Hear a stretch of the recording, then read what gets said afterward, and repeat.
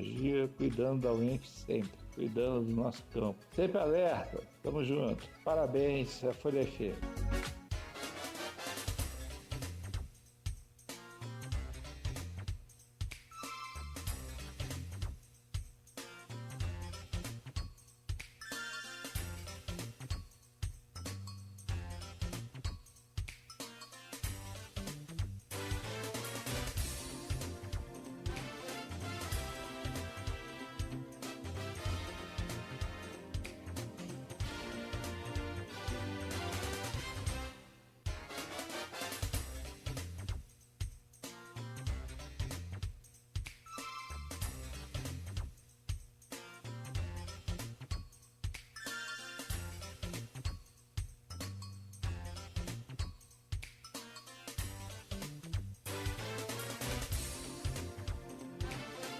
Oito horas 27 minutos em Campos, de volta com Folha no Ar, 26 graus agora em Campos.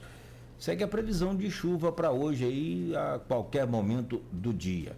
8h27, voltamos com Folha no Ar, oferecimento de Proteus, Unimed Campos, Laboratório Plínio Bacelar, Vacina Plínio Bacelar, Rede Mariana de Postos de Combustíveis e Radmed Diagnósticos por Imagem. Hoje com a Aloysio Abreu Barbosa na bancada, conversando com nosso convidado, o professor Carlos Abraão Valpassos, quer dizer, Carlos Abraão Moura Valpassos, professor Carlos Abraão, da UF Campos, antropólogo. Dois apontamentos, Aloysio, que você fez no bloco anterior, e claro, essa dinâmica de rádio, internet, a pessoa pode estar zapeando, pode estar chegando agora aí e ouvindo a gente, começando a ouvir o programa agora, e reforçar para quem ouviu no bloco anterior os apontamentos que você fez sobre a fala do professor, para ele também colocar a sua posição. Eu vou pedir a você para repetir, Aloysio, por favor. Eu estava falando que eu concordo com a resposta de Abraão, de que a isenção e parcialidade é quimera, né? No entanto, eu acho que a quimera deve ser buscada sim, você tem técnica para isso, né? A impessoalidade de um texto, por exemplo, onde você não é quem, o que, quando, como, onde, por quê, você tem isso como quimera no judiciário, no próprio direito, no exercício do direito, você tem isso, por exemplo, numa análise de uma tese de mestrado e doutorado, de um TCC numa bancada. Você tem que buscar uma imparcialidade, ainda que ela seja, por óbvio, impossível. No entanto, não há imparcialidade, e aí você tem uma vítima de uma tentativa de homicídio, disposição de corpo em praça pública. E não é só homicídio, sequestro, homicídio, e a coisa termina, não termina nem com a sua morte, seu corpo vai ser exposto à praça pública. E essa pessoa vai julgar o seu algoz, acho que entre uma coisa e outra é um universo de diferença. E em relação o Supremo é guardião da Constituição. E não existe na Constituição brasileira a figura do juiz de instrução. E Moraes foi um. Então, são esses dois pontos que eu levantei. Você quer comentar, por favor, Abraão? Vamos, sim. Bem, primeiro que a gente não discorda nesse primeiro ponto. Eu talvez discorde de você somente na parte das teses, né? Que aí me competem. Nas ciências sociais a gente já não tem essa pretensão de imparcialidade, né? Todo pesquisador é marcado por sua subjetividade, mas isso é outra história. No sistema jurídico, eu acho que a imparcialidade, a isenção, ela não só deve ser buscada, ela precisa ser buscada, mas quando você reconhece que ela adquire contornos ficcionais e que ela é algo desejado, mas não necessariamente ofertado, então você fortalece os mecanismos de busca dessa imparcialidade, né? Você sabe que ela pode não chegar a ser de 100%, mas se estamos em 70% e conseguimos ir para 85%, que maravilha, né? Se conseguimos reforçar esses instrumentos, melhor. Então, essa consciência, e que ela é uma consciência que está muito forte nesse caso específico, ela pode fortalecer tecnicamente todo o processo. Então, é isso que eu estou querendo dizer. Ela pode desempenhar um aspecto positivo, né? Com relação... E aí, emendo, né? Não existe a figura do juiz de instrução. Alexandre de Moraes foi um juiz de instrução. Acho uma declaração forte. Mas sendo ele um juiz de instrução, estando tudo isso envolvido dentro dos procedimentos regulamentados, há espaço para essa afirmação e há espaço para contestação. Então, que ela seja feita, que ela seja julgada e que assim a gente tenha uma resposta técnica a respeito disso. Entendeu? Entendo a questão da figura supostamente envolvida, mas você tem ali um papel técnico que vai ser buscado. E tem um instrumento que não está sendo considerado. Ele é o juiz, sim, mas eu diria o seguinte, ele é um juiz. Nenhuma dessas decisões é monocrática. Não, você não tem uma decisão que seja só ele. Se ele tiver, digamos que ele tenha um impulso, que ele tivesse um impulso perfeitamente individual, pessoal, ele teria freios para isso. Ele seria freado. Tem mais outros 4, pelo menos outros 4, que pode dizer, opa, não. E ontem, como disse o nosso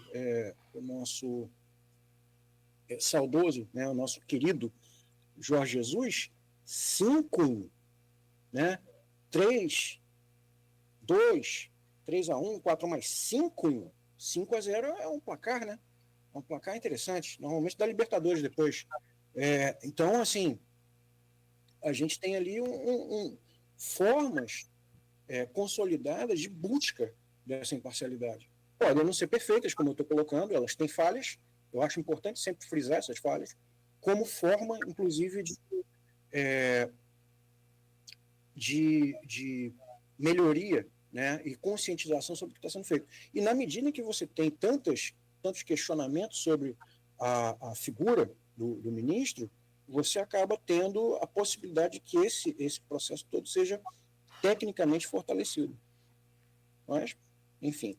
Só por último, mas isso não é nem um apontamento, só para o registro, que a afirmação não existe juiz de instrução na Constituição Brasileira e Moraes foi um, não é de Aloysio Abreu Barbosa. Sim, sim. É de Walter Mairovitch, de Aurílio Lopes Júnior, são de juristas com renome nacional que não estão ouvidos nem do lado nem do outro, não é? Eu só estou reproduzindo, né? Sim. Perfeito. E sobre essa questão da votação, já tem, o próprio jornal o Globo traz hoje aí a manchete lá, spoiler, que vai ter, evidentemente, discordância ali nessa votação, né? O Fux, né, nas declarações dele, já é um antecedente disso. Mas vamos lá, vamos virar essa chave agora. Posso fazer um apontamento? Pode, por favor. Fux vai ser a discordância na dosimetria. Esse placar é definido, 5-0. Vai ser em setembro, o Bolsonaro vai ser condenado por 5-0. Ninguém discorda disso, mesmo quem faz senões, como alguns juristas fazem, ao papel de Alexandre Moraes. Perfeito.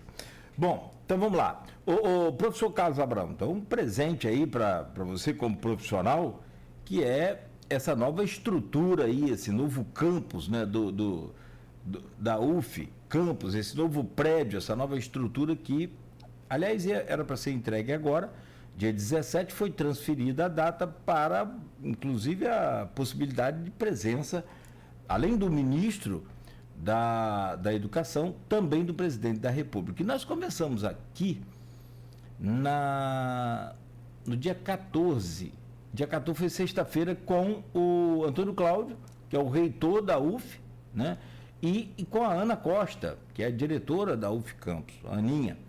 E assim, eu gostaria que você falasse, como professor, como profissional, o que representa essa estrutura no que diz respeito à qualidade de trabalho e de rendimento de vocês, mas também que analisasse os impactos na nossa sociedade, como a partir da fala das falas, né, dos dois. O Antônio Cláudio falou que essa UF, esse campus, essa nova estrutura traz aí um impacto de cerca de 1 bilhão para a economia campista, a possibilidade. E a Aninha já foi numa fala também muito interessante, que é o impacto na sociedade, que é para essas comunidades vizinhas aí, circunvizinhas a esse campus, Balieira, Tiragosto, enfim, outras comunidades que ali estão bem, até mais próximas também. Gostaria que você analisasse também nesse ponto de vista seu aí, esses dois questionamentos que eu faço. Nogueira, eu acho que a primeira palavra que me vem à mente quando eu penso nos 2 prédios novos da Universidade Federal Fluminense em Campos, acho que a palavra é felicidade, é alegria, né? Foi uma conquista que resultou de uma luta muito grande, envolvendo inúmeras pessoas ao longo de mais de uma década. Esses prédios foram entregues com um atraso enorme. A gente teve inúmeras, eu não consigo recuperar quantas paralisações, interrupções, problemas, adiamentos, quantas vezes a gente teve, o apelido, né, ele fala por si, a gente chamava de a Terra Prometida, né? A Terra Prometida, porque nunca ficava, a gente estava sempre sonhando para lá. E eu dei aula, fui pela primeira vez com tudo funcionando na terça-feira para dar aula, e eu vou te explicar um pouco do significado numa cena muito tênue, né, numa cena muito delicada, que eu procurava a sala onde eu daria aula, e fui parar nesse caminho na sala da coordenação de Ciências Sociais. De repente sentei lá e fiquei conversando com os meus colegas coordenadores, né, e falando sobre os novos prédios. Em determinado momento, eu disse, eu acho que em quase 10 anos como professor da instituição, é a primeira vez que a gente conversa sentado. A gente tinha as cadeiras, é a primeira vez que a gente conversa, né? Como se você conversa no corredor, sentado. Porque a gente conversava nos corredores, no pátio, e o momento que estava todo mundo reunido, sentado, era quando a gente tinha as reuniões do departamento numa sala para isso, que depois era fechada, a gente saía. Então, o espaço de convivência, ele influencia muito nas dinâmicas de ensino e aprendizagem, né? E os estudantes estavam maravilhados. Eles olhavam, assim... Tem vários episódios, né, de quando professores saíam. A gente dava aula em containers. A questão não era só que eram containers, porque os containers são funcionais, né?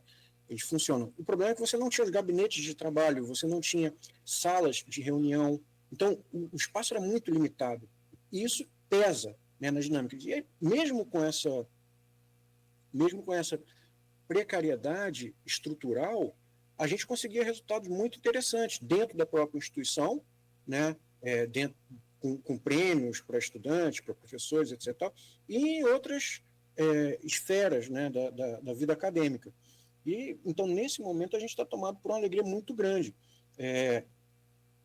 Nos últimos anos, né, a gente acompanhou o empenho da professora, diretora Ana Costa, que fez assim, um trabalho maravilhoso junto com o vice-diretor, professor Rodrigo Monteiro, que são personagens assim que vão estar associados de modo muito evidente à realização, à conquista, digamos assim, desses 2 prédios novos.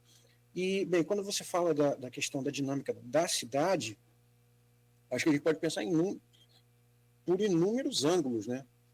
Porque uma coisa é o papel da própria instituição, que é a instituição de ensino, que oferta ensino superior, não é isso?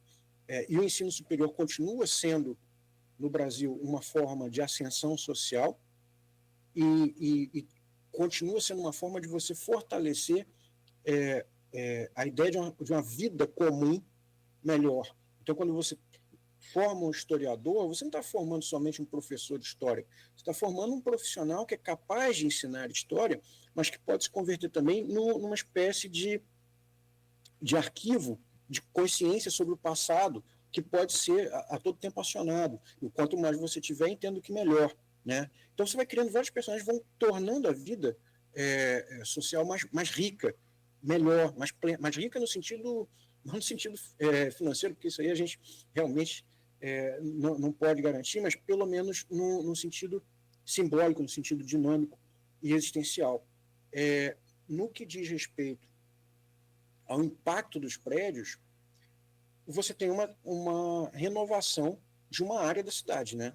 Isso já é evidente, você já começa a colocar placas, a mudar ciclofaixa, você vai ter um dos debates grandes enquanto se concluía era a questão da iluminação, o comércio da região vai mudar, certamente vai ter impacto na dinâmica de aluguéis, né? Os preços vão mudar, as pessoas vão vender casa, vão comprar casa. Então você vai ter uma alteração significativa daquela região, porque você está colocando alguns milhares de pessoas ali, né?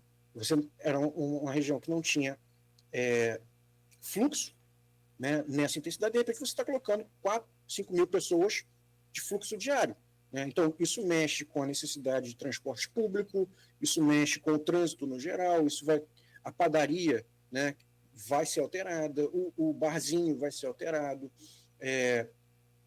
Você tem um detalhe, a UF,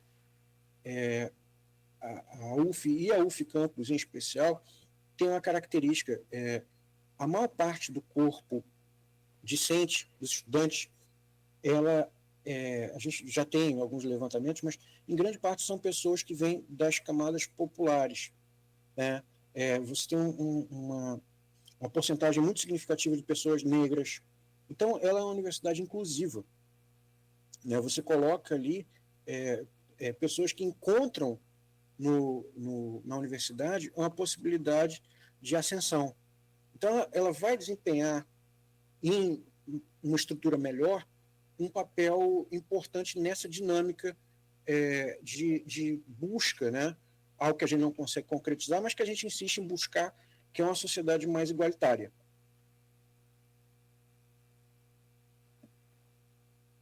Estava vendo aqui, só para retomar, antes de avançar, uma charge, não sei se vocês já viram, a charge do aniversário no Correio Brasiliense. Não. Chegaram a ver essa charge publicada hoje? Ainda não.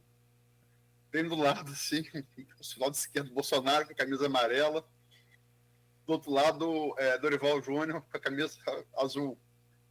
O título da charge não está fácil para a amarelinha. Bolsonaro indaga no balãozinho 5-0, Dorival 4-1.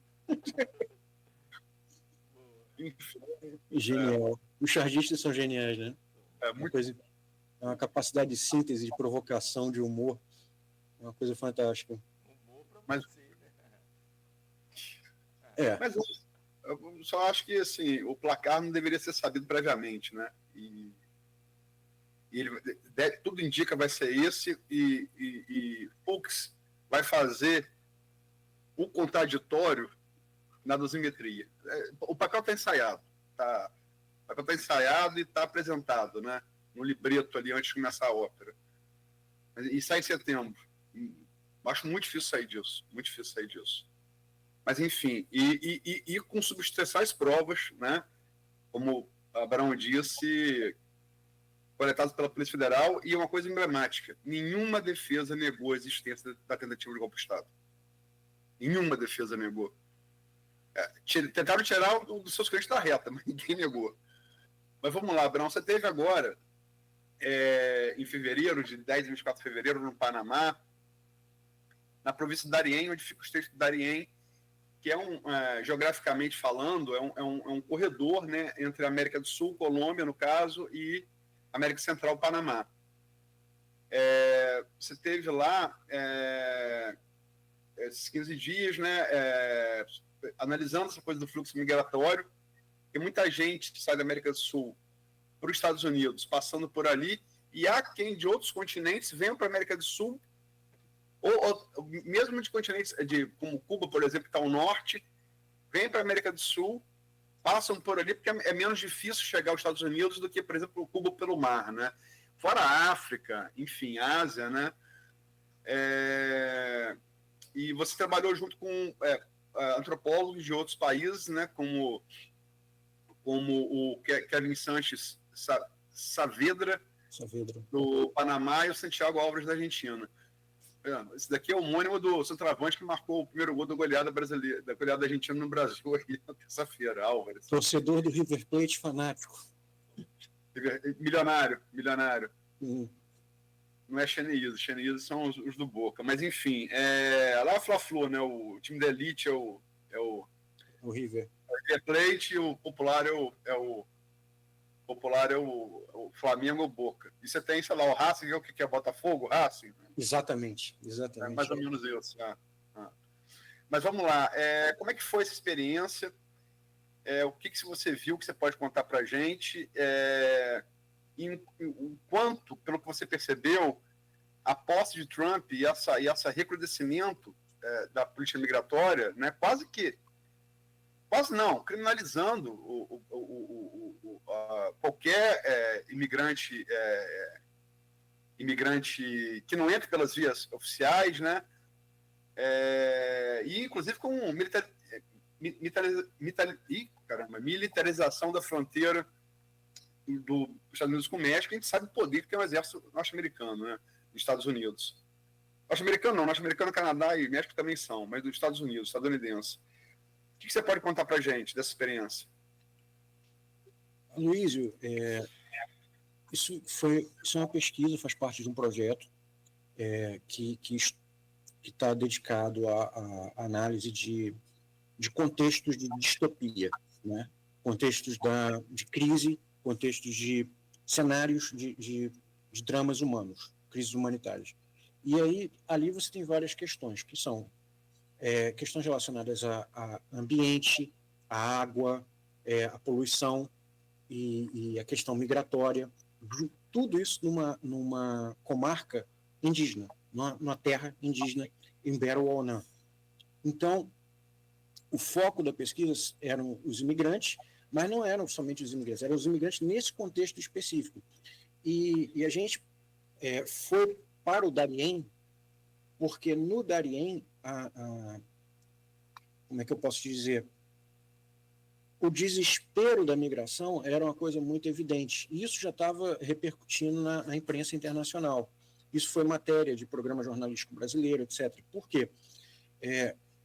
O Panamá se representa a partir de sua geografia, né? Então você vai ter uma frase muito comum: o Panamá é um istmo.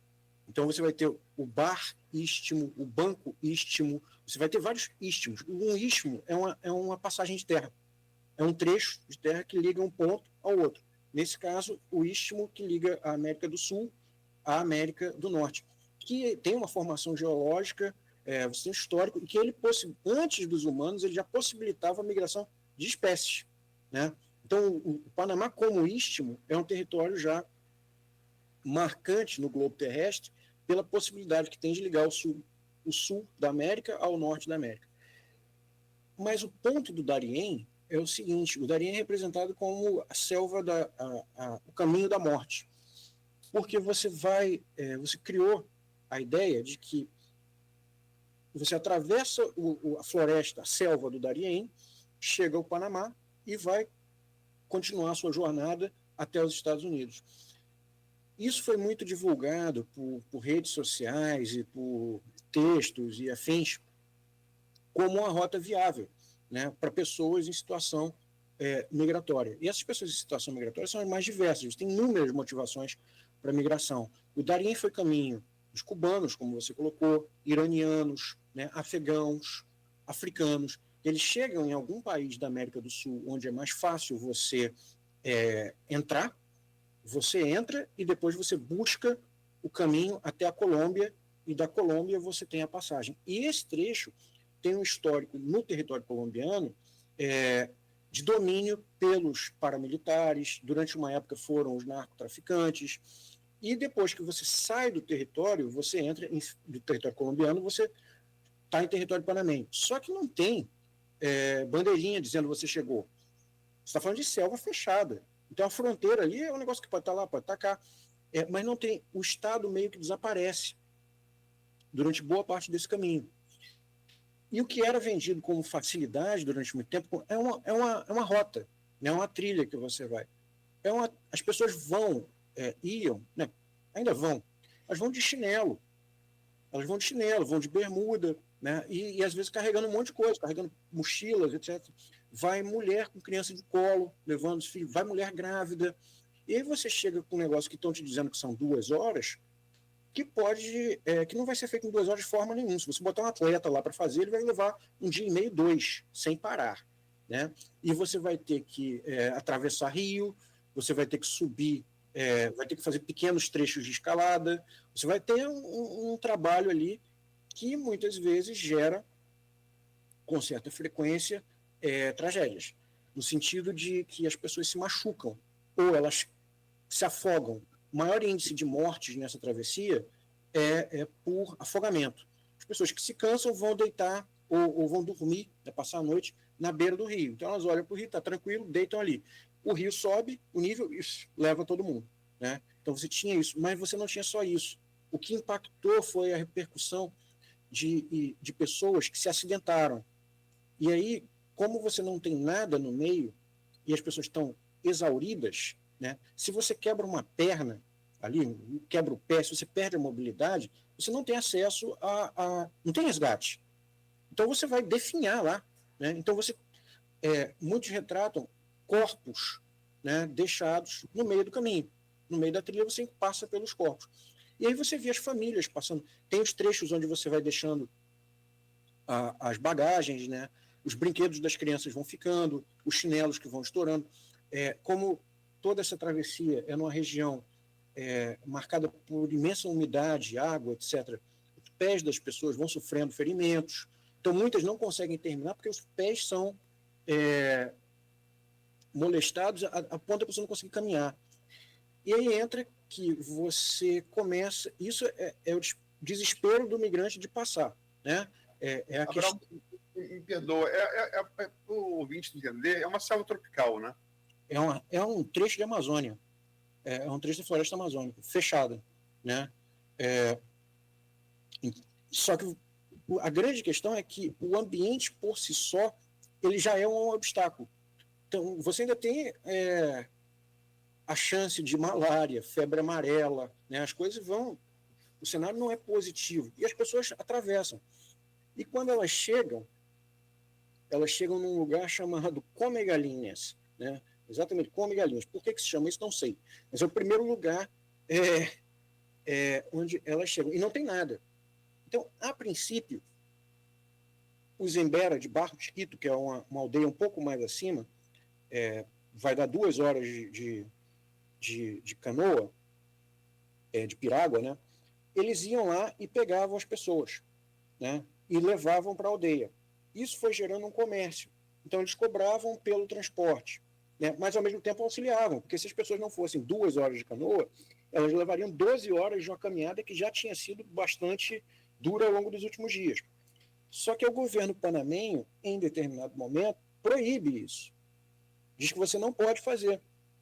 Você está numa comarca onde o direito indígena deveria prevalecer, supostamente, mas você não pode fazer isso, porque senão pode recair sobre as pessoas que estão fazendo esse auxílio, pasme, né? A acusação de tráfico de humanos. Porque a lei que marca essa questão do tráfico de humanos, ela diz que se você ajuda alguém a entrar de modo ilegal, você está traficando, mesmo que esse alguém esteja pedindo sua ajuda. Então, isso é um problema ali naquela travessia, um problema antigo, né? Na travessia para a Grécia, quando você tem os migrantes vindo da África e tentando chegar, tem gente que diz assim, não, mas se eu ajudar, eu vou ser enquadrado. Então, você cria situações muito problemáticas. E ali você colocou isso. E alterou a dinâmica, que era uma das nossas preocupações, sobretudo do Kevin, que é o antropólogo panamenho, alterou a dinâmica e sociabilidade da aldeia de Barro Mosquito, que são os Imbera, porque eles começaram a lidar com um fluxo. Eles dizem, sempre existiu migração, sempre teve gente passando por aqui. O problema é que ao longo dos últimos 2 anos, essa migração escalou. Então, se antes você tinha 10 pessoas, 30 pessoas passando por dia, você passou a ter 1.000, às vezes 1.500 pessoas por dia. E aí essas pessoas precisam comer, elas precisam dormir, você precisa transportar, muita gente chega machucada. Então, Barro Mosquito virou uma espécie de localização de uma crise humanitária. Então, as ONGs começaram a chegar lá para tentar atuar. Então, construíram banheiros, porque um dos problemas era uma aldeia indígena de 300, 400 pessoas, ela não tem banheiro para você botar 1.000. Né? Então, vira um problema sanitário. vira um problema de consumo. Você não tem coleta de lixo, né? Está falando de um lugar onde você tem um acesso muito, muito complexo.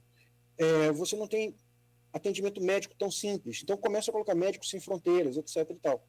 E, mesmo assim, esse fluxo continua. As pessoas da aldeia começam a trabalhar e a ter os ingressos dos trabalhos feitos para receber e passar esses imigrantes. E qual é a política do Panamá?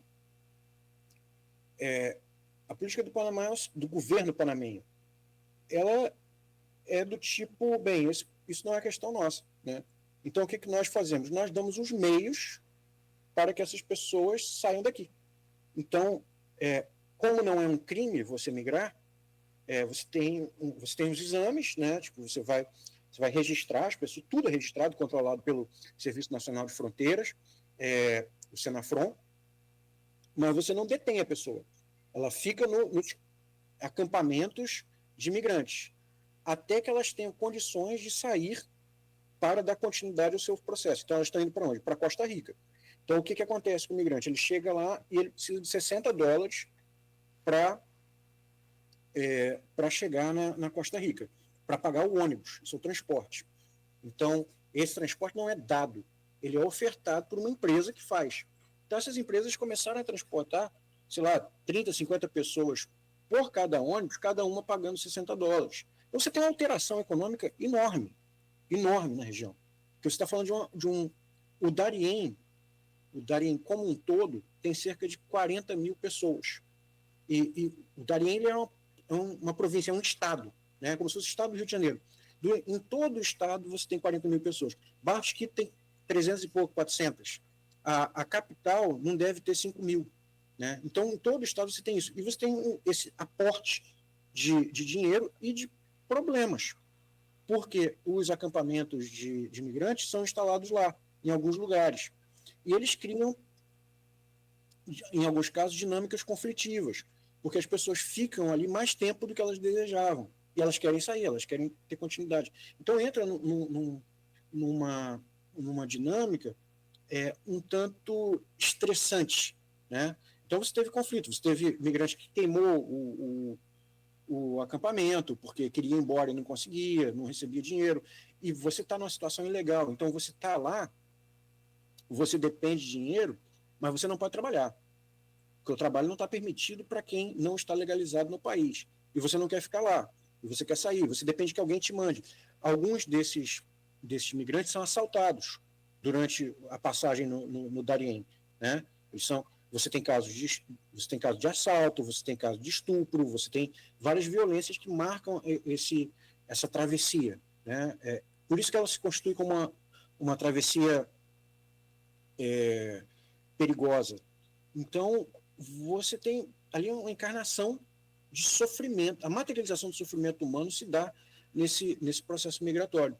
E quando eu estava lá, eram os primeiros momentos, o início da implementação da política migratória do Trump, você tem a repercussão da militarização da fronteira e da impossibilidade de passagem para os Estados Unidos. Então, você tem os casos de que as pessoas começam a voltar. Elas param. O fluxo é interrompido e quem estava no caminho, porque esse caminho ele pode demorar semanas, ele pode demorar meses, talvez anos, porque você vai parando. Né? O seu objetivo é chegar um dia nos Estados Unidos, você vai parando. Fica um tempo no Panamá, vai ficar outro tempo na Costa Rica, mais tantos meses em algum, sei lá, Honduras. Em algum momento você chega no México, consegue ficar mais tempo no México, até chegar na fronteira com o Texas. Então você pode passar muito tempo ali. E as pessoas começaram a voltar. Só que todo o sistema tinha sido adaptado até então para você subir em direção ao norte, não para você descer. E aí esse retorno começa a dar problemas. Né? Como é que você faz com que as pessoas voltem para os seus países de origem? Você não tinha política para isso. O Panamá não reconhece o governo venezuelano. E por isso não tem política de extradição, né, de retorno. Então ele não pode mandar um avião, né, levando migrantes para Caracas. E aí começa o problema. As pessoas vão atravessar de novo o Darién, né, a pé, no sentido inverso?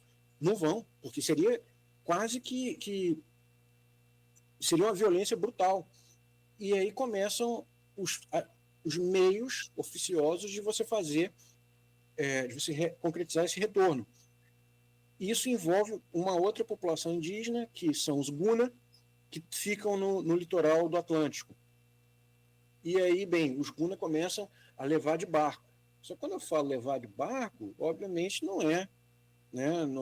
Ninguém está falando de um cruzeiro, está falando de uns barcos muito improvisados, pequenos, né? Então, quando eu estava lá ainda, você teve um barco que afundou, com umas 30 pessoas dentro, morreu uma criança.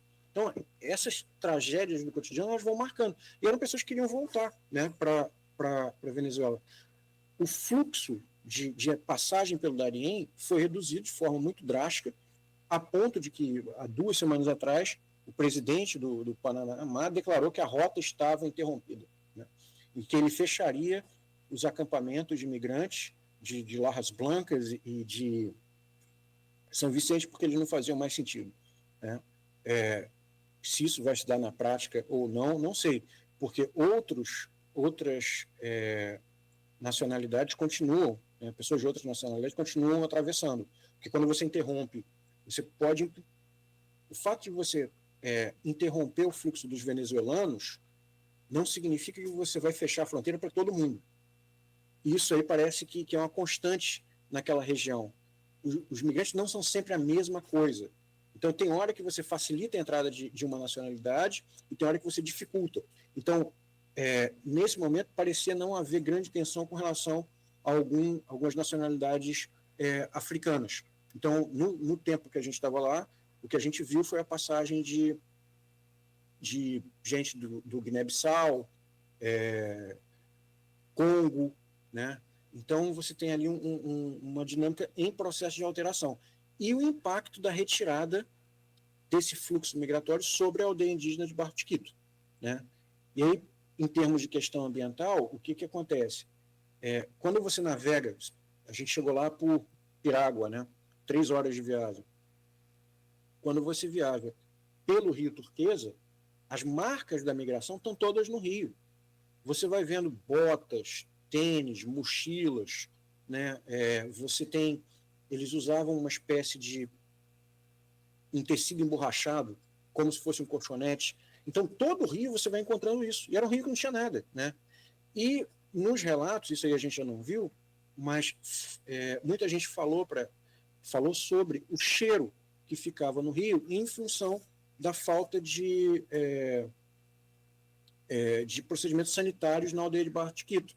Então, as pessoas usavam esgoto direto. Então, você alterou, né, completamente aquela dinâmica. Quando a gente foi, já estava normalizado porque o fluxo tinha sido interrompido. Mas você tem um impacto econômico nessa aldeia, né, e é um impacto substantivo. E não só econômico, eu acho que é existencial. A gente teve uma conversa muito interessante com a Nocô, que é a líder indígena, e ela falava das transformações trazidas, né, transformações econômicas, transformações de caráter de etiqueta. Ela fala, não, porque tal nacionalidade fala muito alto, né? Os outros são mais contidos, os outros são mais tranquilos. A gente não gosta de tal nacionalidade, porque eles trazem muito problema, né? Então, tinha as classificações. Tem uns que comem, e as mudanças, tem uns que comem tal bicho, a gente não come isso, né?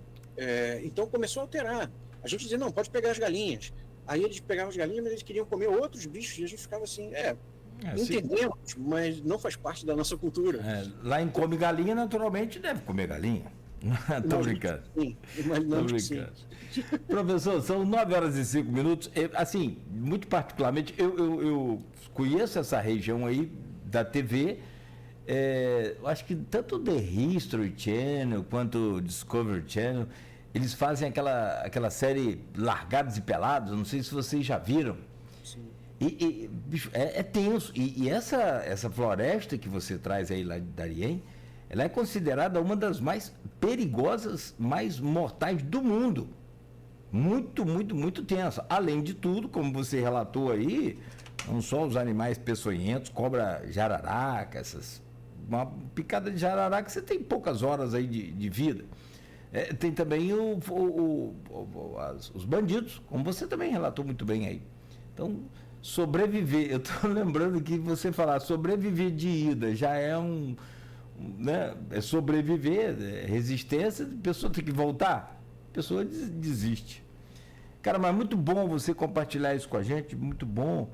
Eu vou te pedir desculpas, que a hora passa muito rápido mesmo, a gente tem que encerrar, mas assim, espero que em breve você possa estar de volta com a gente aí e desejar a você toda a sorte lá nessa nova casa agora da nossa UF. Obrigado por hoje, professor. Muito obrigado, Nogueira. Uma satisfação estar aqui com você, com a Aloísio. É uma alegria que se repete, né? Espero que se repita de novo para frente. Muito grato pela recepção, pela conversa. Né? Já pensou? Você de sapato, de bota, já é de calça, já é complicado ser pelado num negócio daquele? Não, Deus me livre. Bom, enfim. Bom, a Luiz falou uma vez aqui que já ficou em ilha solitária aí, né? Nas suas andanças por aí. Mas passar nessa floresta aí é meio tenso. Meu caro Luiz, bom dia, muito obrigado por hoje.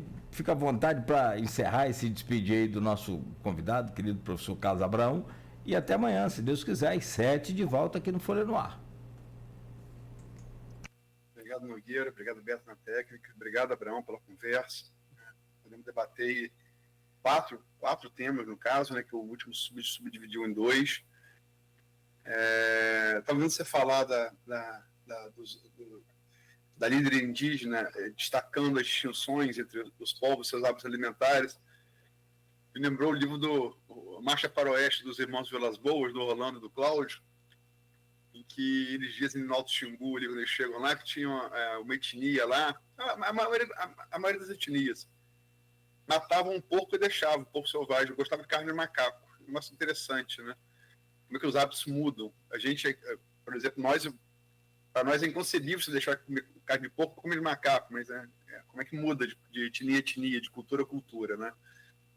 Mas agradecer, né, desejar, como o Nogueira o fez, muito boa sorte no novo prédio da UF, né?